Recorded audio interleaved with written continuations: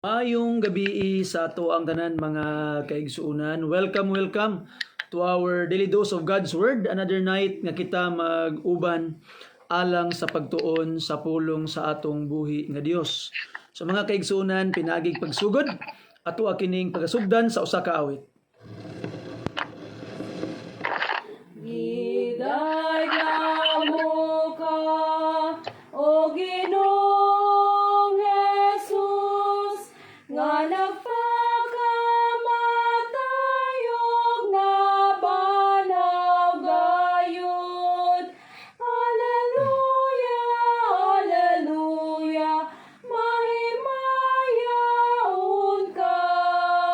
Hallelujah, hallelujah, dasiga kami. Salamat, O Diyos, kay kahayag ikaw, nga nagtultol ka namo sa kaluwasan. Hallelujah, hallelujah, mahimayaon ka.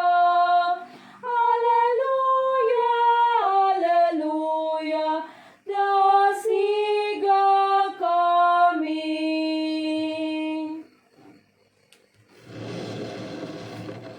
Amen. Thank you for that wonderful song. So, by this time, ako ang gihangyo ang tanan to please open your Bibles with me in the book of Psalms. Ato ang pagbasahon mga kaigsuunan ang Psalm chapter 103. And instead of reading only verse 13 to 19, why don't we read the whole chapter 103 sa Psalm mga kaigsuunan? Kay it is a really fascinating chapter in the book of Psalm, and I hope that tonight it will be a blessing for all of us. So the Bible says in Psalm 103 verse 1, "Bless the Lord, O my soul, and all that is within me. Bless his holy name. Bless the Lord, O my soul, and forget not all his benefits, who forgiveth all thine iniquities, who healeth all thy diseases, who redeemeth thy life from destruction, who crowneth thee with loving kindness and tender mercies, who satisfieth thy mouth with good things, so that thy youth is renewed like the eagles. The Lord executeth righteousness and judgment for all that are oppressed. He made known his ways unto Moses, his acts unto the children of Israel. The Lord is merciful and gracious, slow to anger and plenteous in mercy. He will not always chide, neither he keep his anger forever. He hath not dealt with us after our sins, nor rewarded us according to our iniquities. For as the heaven is high above the earth, so great is his mercy toward them that fear him. As far as the east is from the west, so far hath he removed our transgression from us. Like as a father pitieth his children, so the Lord pitieth them that fear him. For he knoweth our frame. He remembereth that we are dust. As for man, his days are grass. As a flower of the field, so he flourisheth. For the wind passeth over it, and it is gone, and the place thereof shall know it no more. But the mercy of the Lord is from everlasting to everlasting upon them that fear him, and his righteousness unto the children's children, to such as keep his covenant, and to those that remember his commandment to do them. The Lord hath prepared his throne in the heavens, and his kingdom ruleth over all.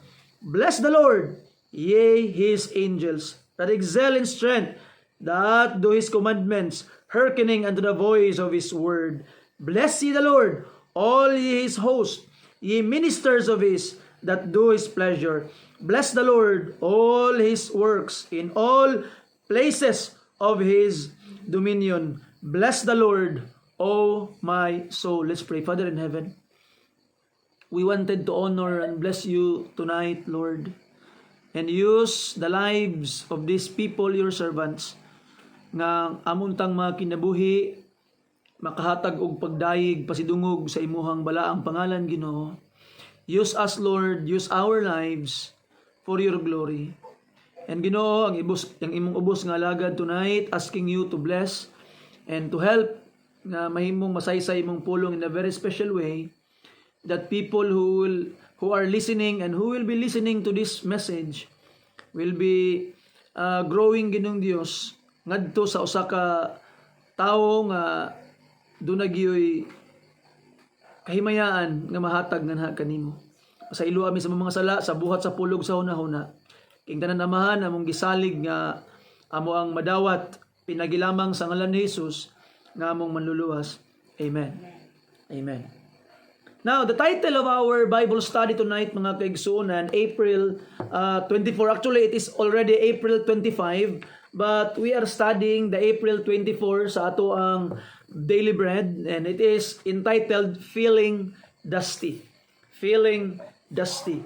And now, I would like for us to focus sa ato ang text tonight, mga kaigsuonan, because our text tonight is puno kay siyang mga pagtulunan o mga pahinumdom alang kanato nga mga Kristohanon. So first of all, this is a psalm of King David, mga kaigsuonan, and one peculiar thing nining maong Psalm 103, mga kaigsuonan, it is because this psalm focus on praising the Lord.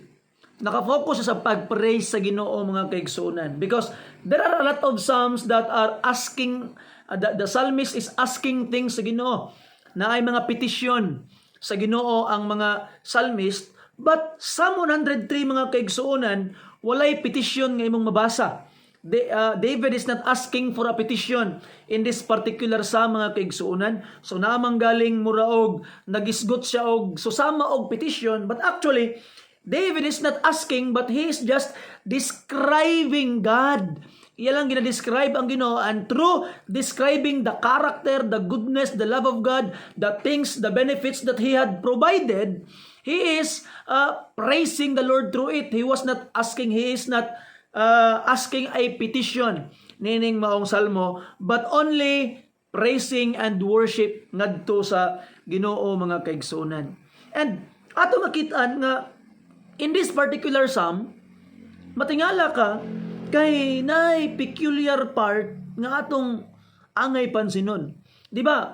Pag naay tao nga ato ang gusto nga tagaan sila og benediction, oy, God bless you. Mo na to sa ilaha.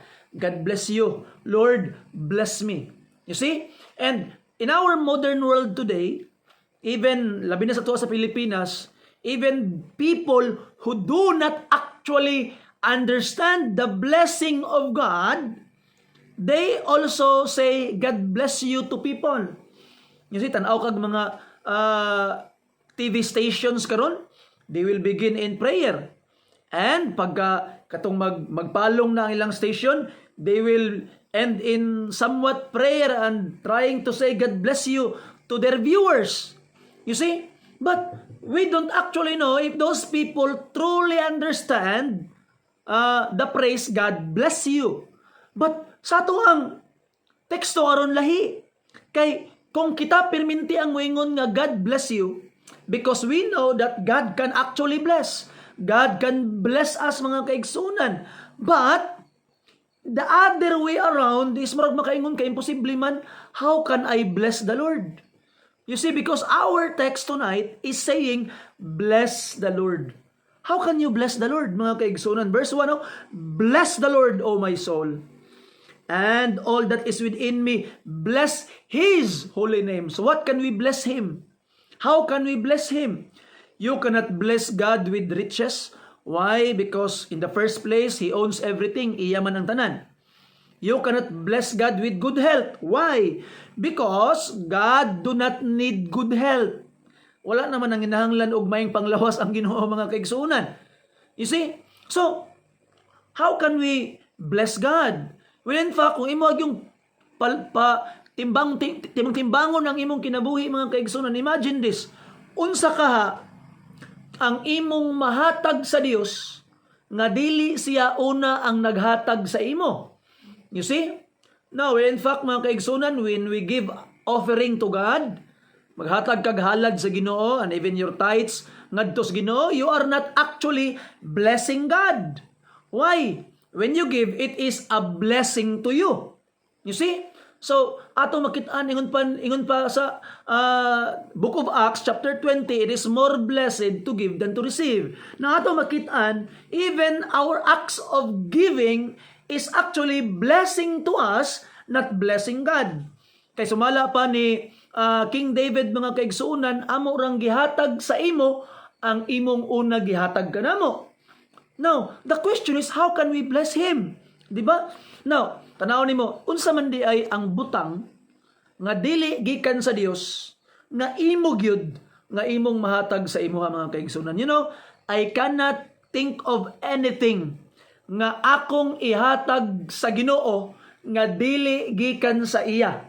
Everything that I have offered to him is actually from him. Gibless ko sa Ginoo and I am offering something sa iya. Everything, ako ang mga pagpangalagad, pagkanta, mga ginabuhat, strength from the Lord, gihatag sa Ginoo. And through those strength, through those health, I am using it for His glory. So ato makitaan nga wala tay mahatag sa iya nga dili gikan sa iya, mga kaigsunan. Everything is from Him. But I can only think nothing but one. Isa lang gid kabuok, mga kaigsunan, ang dili gikan sa Dios. Kabalo kaon sa ang imong sala, our sins. Ang atong sala dili man nagikan sa Dios. Ato man gid natong sala, mga kaigsunan. Our sins is our choice. Our sins, mga kaigsunan, is us, atua. And you know what happened? Christ became sin for us. Kung tanahon nimo ang Isaiah chapter 53, open your Bibles there, mga kaigsunan. Isaiah chapter 53 sa verse 6. Look at this. The Bible says, all we like sheep have gone astray. We have turned everyone to his own way. And the Lord hath laid on him, Jesus, the iniquity of us all. You see that? So ato makitaan, it is our sins, ato gyud. Wag gyud mangilog sa tong sala, mga kaigsunan, kay kita gyud nagbuhat ana. It is not from God. God did not give us sin. God did guide us and want us to do righteousness, but we sin. And atong gihatag sa Ginoo, kay iyang gibayaran og iyang para etang pasayloon, gipamatay na sa cross. So only our sins, mga kaigsunan, ang gitawag nga ato gyud nga dili gikan sa Dios. So now the question karon is, how can we bless him? Di ba usahay man gud pag magsimba ta, ang una-una sa mga tao, moadto ko simbahan para unsa akong makuha. Di ba? Unsa akong makuha simbahan.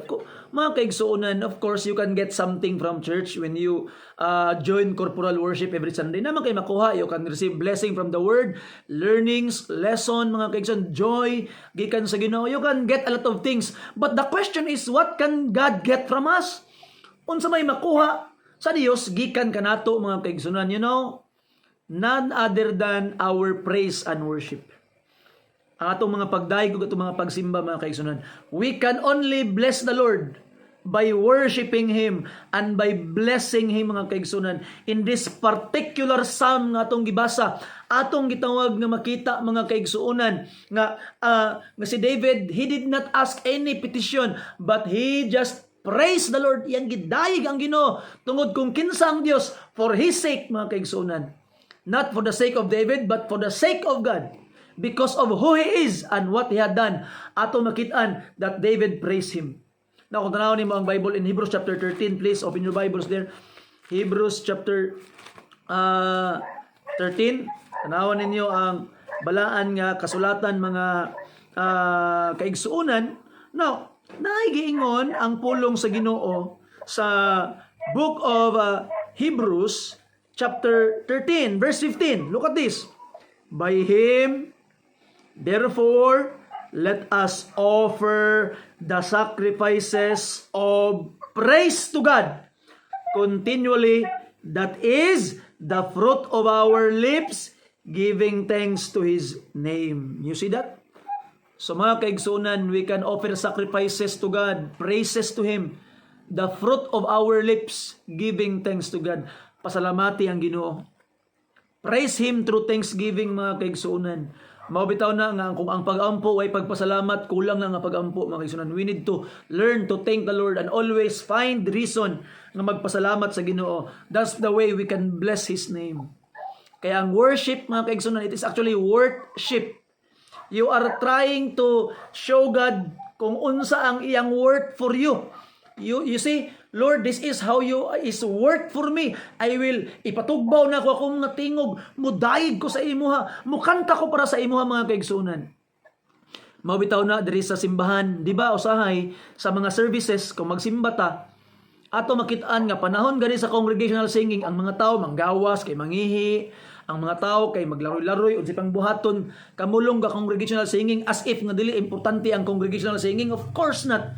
Muna diri simbahan, mga kaigsunan, akong gi-encourage ang mga katawhan pag mag-congregational singing ay mo gawas-gawas as if dili importante ang pagkanta. Stay and sing your heart to the Lord. Nga naman, we are praising Him through our mouth, through our voices.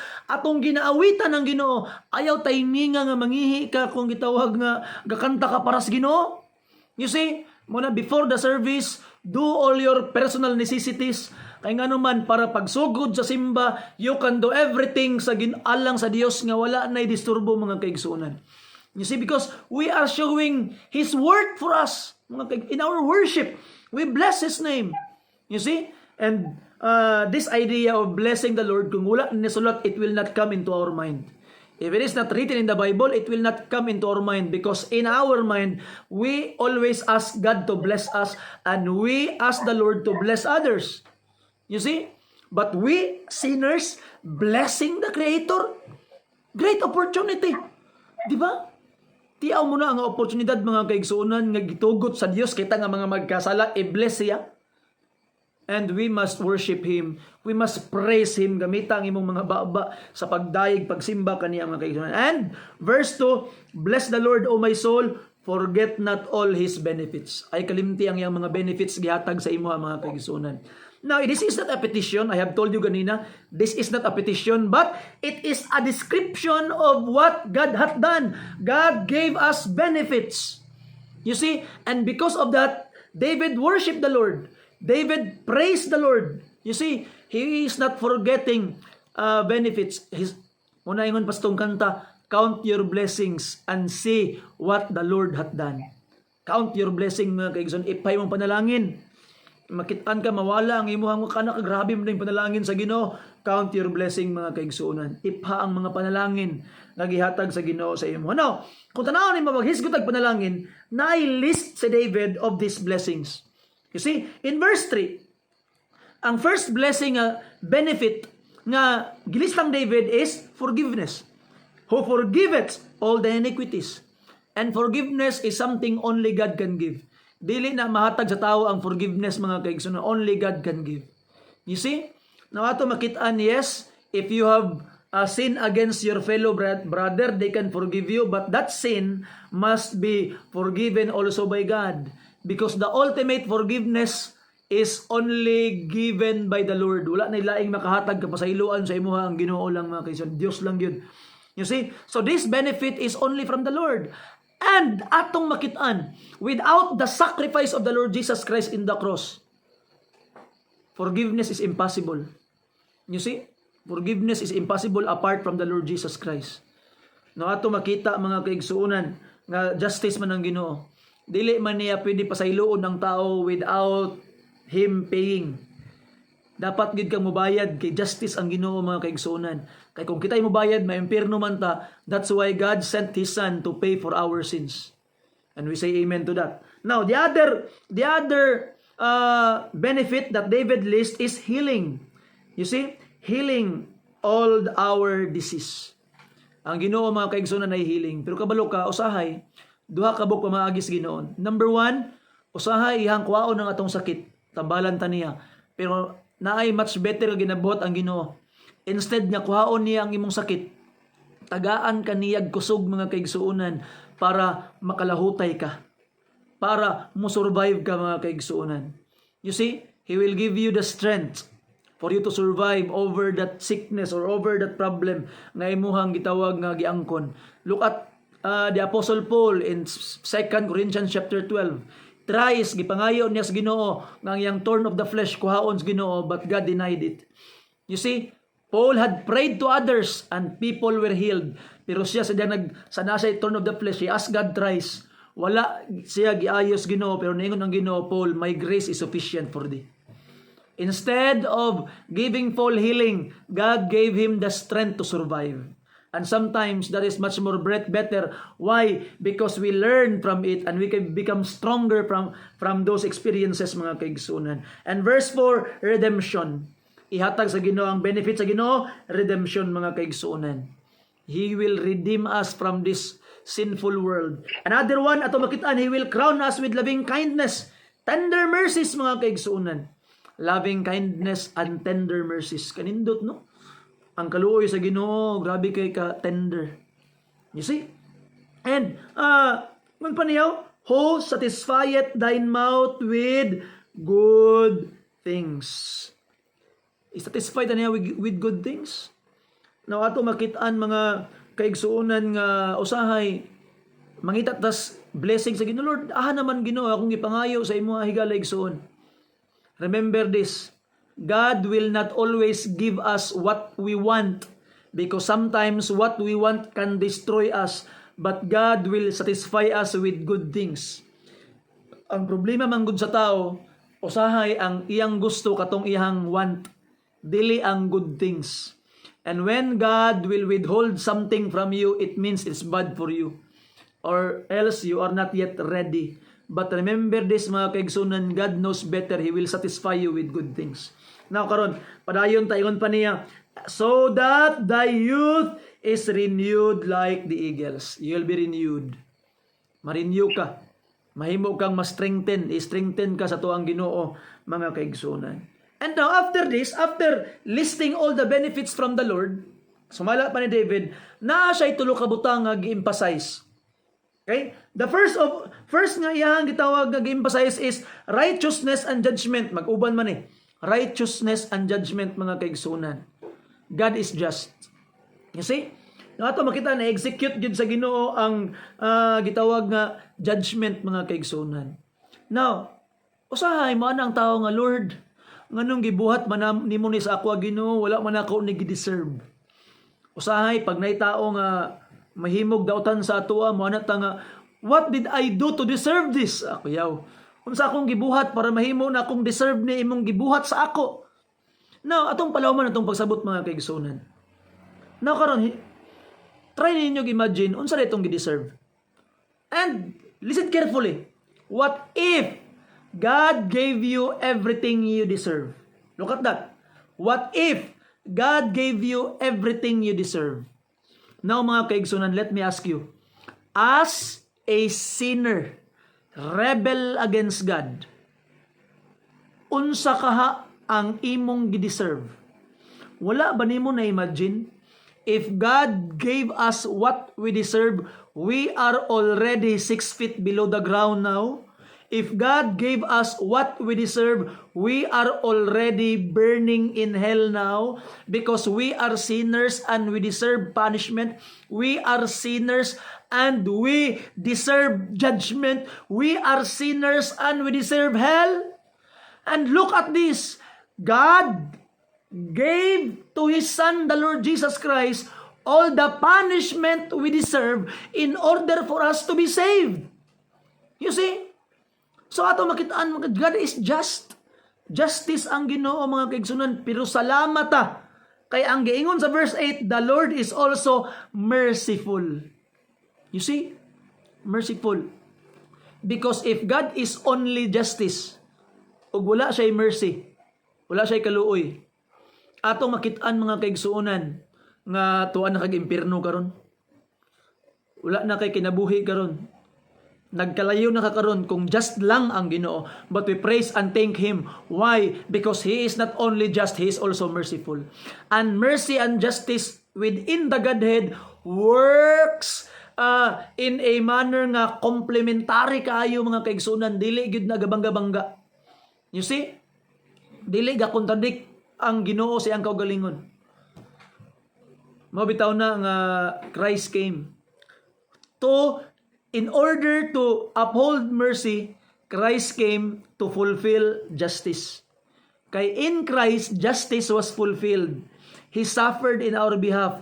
And because Christ already suffered in our behalf, mga kaigsuonan, so mercy is in us.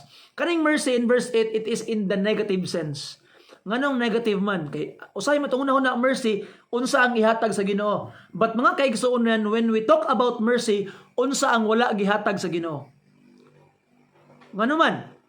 Unsa day ang atong gideserve? Judgment, hell, punishment, suffering, mo atong gideserve. Pero because of mercy, wala gihatag sa Ginoo sa ato ang atong gideserve nga punishment, kay naluoy siya. And I hope you understand that, mga kaigsuonan. I hope that you would see mercy in a greater sense karon. You see, wala gihatag sa Ginoo sa ato ang atong gideserve nga kasakit o punishment tungod sa mercy. Now, ato makitaan nga verse 9, He will not always chide, neither will He keep His anger forever. Wow, I like that. You see, kita na mong verse 10 na tanawa, gidemonstrate sa Ginoo ang mercy. Sa verse 10, He hath not dealt with us after our sins, nor rewarded us according to our iniquities. Mo ni akong ginapasabot. Wala gihatag sa Ginoo sa ato ang atong deserve. Kaya atong gideserve sa ang reward sa iniquity sa verse 10 is punishment. You see, so He did not deal with us with our sins. Gipasaylo ta niya through the Lord Jesus Christ, mga kaigsuonan. And I hope that by the grace of God, ato gid nang masabtan. Kay kulang gid ang imong pagkakristohanon ug dinan imong masabtan nga prinsipyo sa maayong balita, mga kaigsuonan. Now, karon atong gitawag nga makitaan, the Bible says in verse 11, for as the heaven is high above the earth, so great is His mercy toward them that fear Him. So grabe no? Kung unsa kuno kataas ang yuta labaw sa ang langit labaw sa yuta, inaana pug kataas o kadako ang kaluoy sa Ginoo sa imo. You see? Tiyaw mo na. And I hope, mga kaigsuonan, we will really be blessed sa gibuhat sa Ginoo sa atua. Tanawang verse 12. Grabe ang verse 12. As far as the east is from the west, so far hath He removed our transgression from us. Separate ways ang atong mga transgression.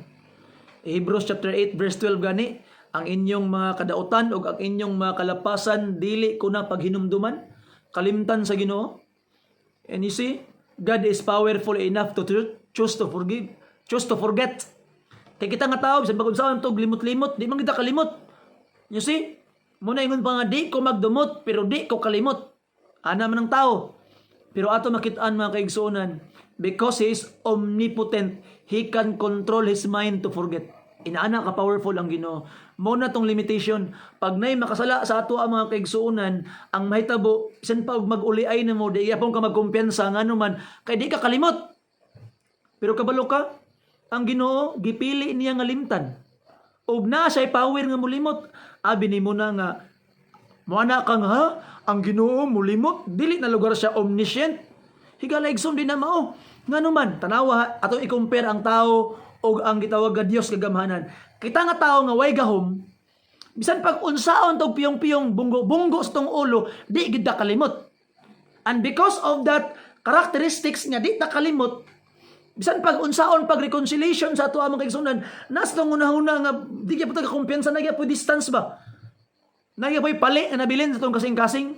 Pero ang Ginoo, mga kaigsuonan, He can forget. He can choose to forget. Wala siya nakalimot kay ulyanin ang Ginoo, nakalimot siya kay gipili niya nga limtan and He can erase it. So meaning, mga kaigsuonan, you can make a new beginning with God. Karong adlaw nakasala ka, ugma mga ikagpasaylo sa Ginoo, you can establish a fresh brand new relationship with God nga murag wala gyud samad, wala gyud pali, sukad-sukad, presko gyud kaayo. You see? Anawa ra gyud ka precious ang Ginoo. So ayaw gyud, mga kaigsunan, sayang-sayangi ang kaluoy nga gihatag sa Ginoo sa atoa. And usahay ang tao magilty pa ba? magilty ba bitaw manang ay pastor dili lang sa ako mga lagad sa Ginoo pastor ngano man wa manggod ka kabalo sa akong mga binuhatan kaniadto pastor ay pastor dili sa ako mag-serve sa Ginoo di ko magkanta pastor ngano man naamanggod ko yung mga kaagi nganong hinumduman pamanggod nimo ibutang pamanggod nimo sa imong utok ang magikalimtan na sa Ginoo napasaylo ka naman kaha. Did God already forgive you because you have already confessed everything to Him? If you have already confessed everything to Him, why do you need to remind yourselves of the things that God already forget? You see? So serve God as if that you are having a fresh brand new beginning mga kaigsuonan. And you can give your all to Him. Nga naman, kay gilimtan niya ang imong di ka maulaw duol niya mo na magampo ka usay maampo ko maulaw mo kog ampo sa Ginoo kay nakasala ko atong niaging semana di ka maulaw ampo sa Ginoo nga naman gilimtan niya inanay ang sa dinanay ang gugma sa imuha mao na do not offend God muna ampingi gyud ang iyang gugma sa imuha mga kaigsuonan kay inana ka grabe ka intensity sa iyang gugma sa atoa nga mga taong mga magkasala nga di gid dato masabtan kana lang daan nga ang Dios nagbalansang sa cross what God did in that cross. God hung in the cross. You see? He chose to hang there. The creator of universe was restricted in that cross. Ang iyang pagpakatao. Tanaw na nimo nga gugma. You see? Ay galayson, great love from the Lord. And kung negative sense ang mercy, kaning pity, it is the positive sense karon mo ni naghatag ang Ginoo. Tanawang verse 13. Like as a father pitieth his children, so the Lord pitieth them that fear Him. Pity. So anong pity? It means compassion. His gentleness to us mga kaigsuonan. And I really like giingon sa Ginoo nga He is our Father. Father. Di ba? Nakadumdum mo sa akong giingon sa una. Ang Ginoo is not only a king, He is also a Father. Kung hari lang ang Ginoo, pag muduol ka sa iya, katong mga dinagko lang nga butang. Di ba? Panalitan good. Muduol ka sa hari, panalitan nay hari karon ri. Siguro lang presidente. Nay presidente. Unya atong presidente si Bongbong Marcos muduol ka. Bongbong Marcos, labad akong ulo. Bongbong Marcos, wa ko'y pamahaw. Bongbong Marcos, murag lain akong pamati. Bongbong Marcos, murag bugat akong kasing-kasing. Unsa kay gibation ni Bongbong Marcos atong presidente? You see? Murag unsam ning tawhanan ning kasamok-samok mga sa kong panahon. Mana siguro Bongbong Marcos. So Ginoo mga kaigsuonan og hari lang siya. Kung ato makitaan maulaw tag dala sa iyaha sa gitawag nga mga ginagmayng butang sa akong kinabuhi, mga dinadgo gito dala sa iyaha. Pero tanawa pananglitan, si Sandro ang muduol kang Marcos kang Bongbong. Si Sandro ang moingon nga pang labad akong ulo, mabalaka si Bongbong. Kay bisan pag gamay na nga butang para sa mga taong di niya kaila, pero kung iyang anak naingon nga labad yang ulo mabalaka siya uyon sa manak pick up ta na pang lain akong ginawa uyon sa may hospital ta ngano man kay dili lang presidente si Bongbong kang Sandro papapud si Bongbong kang Sandro kita pud mga kaigsuonan dili lang hari ang atong Ginoo ato pud siyang amahan mao na gamay o dako nga butang you can bring it to God. Bring it to God because He is not only a king, He is also your Father. Nayop imo na masabtan mga kaigsuonan. That's a great truth nga kinahanglan mo tuhok sa imong kasing-kasing dako gamay nga butang dal-a sa imong langit nun nga amahan mga kaigsuonan. He is king, He can deal with great things. He is a Father. He is interested even in the little things sa imong kinabuhi. And we say amen to that. Now, karon padayon ta mga kaigsuonan. Why God pitieth us? Verse 14, for He knoweth our frame, He remembereth that we are dust. Now, nimo ang pulong sa Ginoo. Continue reading there. Here, God compared us to grass, flowers. Now, kanang mga grass ilabitaw sa una. Kaning mga tanom dire nga ginahisgutan nila mga kaigsuonan. Di ba kay in the Orientals, sa Oriental country, inani, ang ilang mga atop mga kaigsuonan, di ba, yuta. Ilang mga atop, yuta. Kanang ilang mga atop, usahay, nanay mga nabutang diya nga mga seeds sa mga tanom. Unya, sa buntag sayo, na ay hamog nga mamikit sa ilahang mga atop kaniadto, o katong mga moisture nga namikit sa ilahang mga atop nga yuta, ma-germinate tong mga gagmay nga mga seed na dito, manubo, mutubo siya sa buntag. Pagtubo niya mga kaigsunan, kanang mga tanom mo na sa ato, pagtubo na, pag abot og mga alas 12, alauna, alas 2 sa hapon, sa udtong tutok, katong mga bag-ong tanom nga nanubo, mainitan, malayos na pod mamatay. You see, sa inana gikumpara ang atong kinabuhi mga kaigsunan, lumalabay lang kay tas kalibutan. You see, na madumduman, mutana ko sa imo ha, ang lulo sa imong lulo, sa imong lulo, sa imong lulo, madumduman pa ni mo kinsa. In our time today, if you are honest enough mga kaigsunan, you will say nga wala na gid ka kadumdum kung kinsa tong lulo sa imong lulo. Why? Wala na kabalo sa ilang trabaho, wala na kabalo sa ilang ginabuhat. They are almost forgotten mga kaigsunan. They are almost forgotten. Nalimtan na sila. Kaya naman, ang atong kinabuhi, lumalabay lang mga kaigsunan. Naon nimong verse 16, for the wind passeth over it, and it is gone.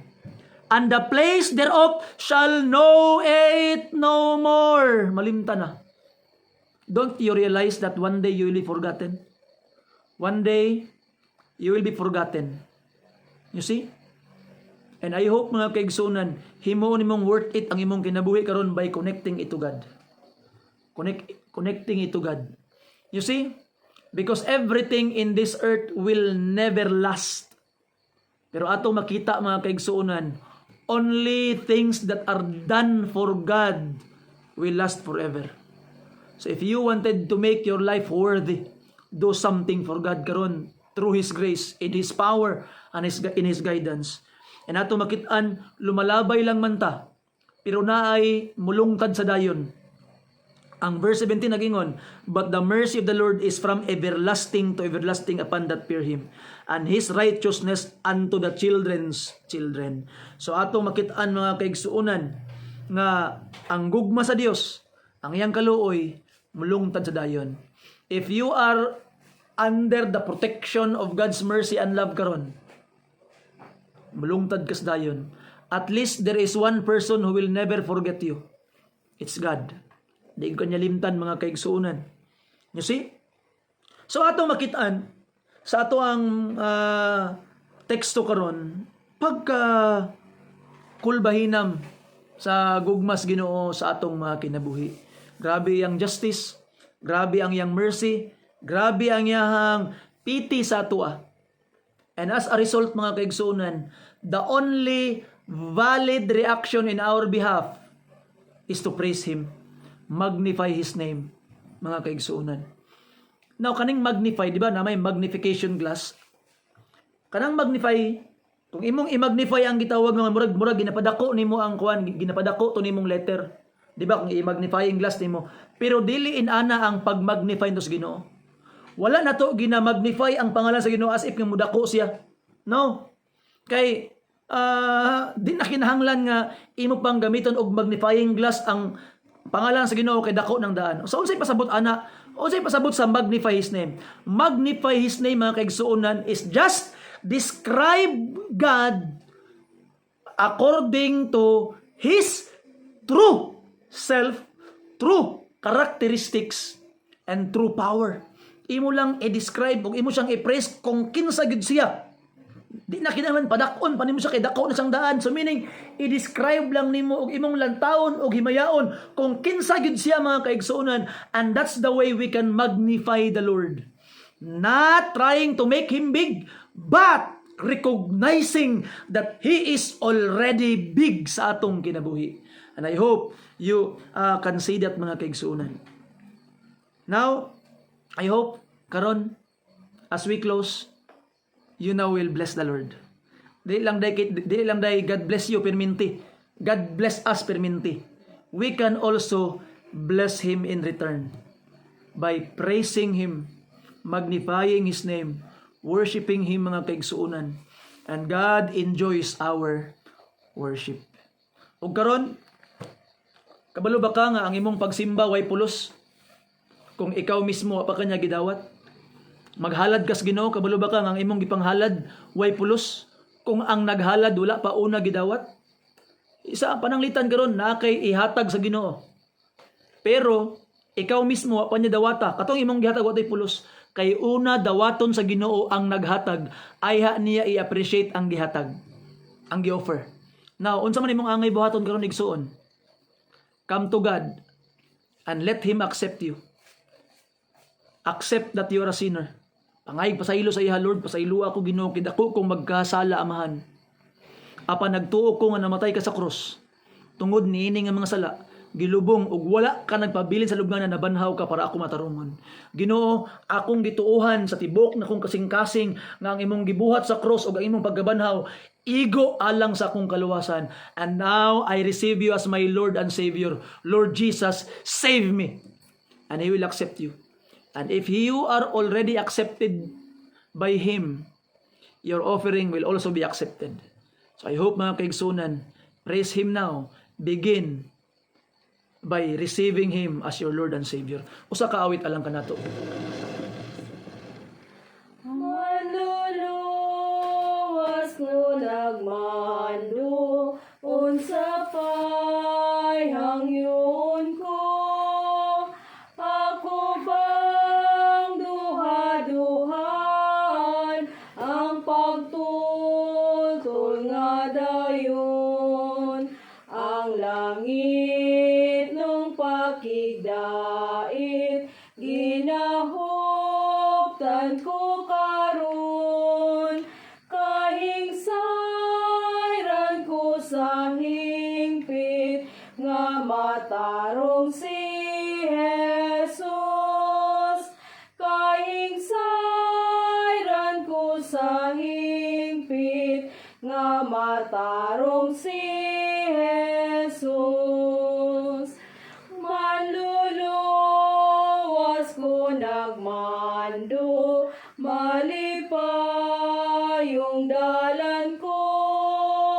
Grasya man gihatag niya, o kalanon sa kalag. Bisan lawas ko maluya, o buhaon king kalag. May bato ko nga nakita, sa kalipay nagtubod. May bato ko nga nakita, sa kalipay nagtubod.